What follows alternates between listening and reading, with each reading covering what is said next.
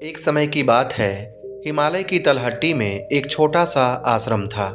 वहाँ एक वृद्ध संत रहते थे, आचार्य तपोवन। दूर दूर से लोग उनके पास ज्ञान लेने आते थे। एक दिन एक युवा शिष्य वहाँ आया, आंखों में जोश पर मन में बेचैनी। उसने कहा, गुरुदेव, मैं ध्यान करता हूँ, प्रार्थना करता हूँ, फिर भी मन शांत नहीं होता।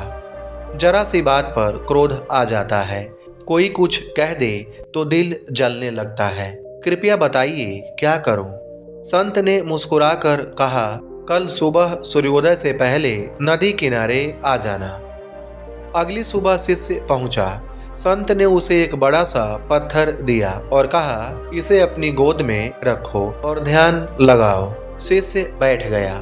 पहले कुछ देर तक तो सब ठीक रहा, पर थोड़ी ही देर में पत्थर भारी लगने लगा, कंधे दुखने लगे, शरीर कांपने लगा। कुछ समय बाद उसने कहा, गुरुदेव, अब नहीं हो पा रहा।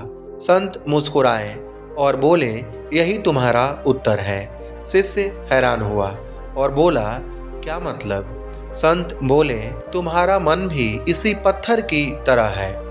तुम रोज अपने भीतर राग, द्वेष, भय और उम्मीदों के पत्थर उठाए फिरते हो और फिर कहते हो कि ध्यान क्यों नहीं होता। जब तक मन बोझ से भरा रहेगा, शांति कैसे उतरेगी? फिर उन्होंने पास रखे फूल की ओर इशारा किया और कहा, अब इसे पकड़ो। शिष्य ने फूल उठाया, हल्का, सुगंधित और शीतल। संत बोले, जब तुम्हारा मन इस फूल की तरह हल्का हो जाएगा, तब ध्यान अपने आप घटेगा। तुम्हें कुछ करने की जरूरत नहीं होगी। दिन बीतते गए। शिष्य ने अपनी आदतें बदलना शुरू किया, लोगों को सुनने लगा, गलतियों को माफ करने लगा और धीरे धीरे उसका मन पत्थर से फूल बन गया। सालों बाद जब वही शिष्य एक महान साधक बना, तो उसने अपने शिष्यों से कहा, हम सब अपने भीतर पत्थर लिए घूमते हैं और चाहते हैं कि भगवान भीतर खिले।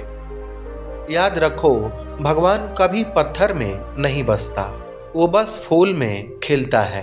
अगर जीवन में शांति चाहिए तो बाहरी नहीं, भीतरी सफाई करो। क्रोध छोड़ो, क्षमा अपनाओ और खुद को इतना हल्का बना लो कि परमात्मा तुम्हारे भीतर उतर सके।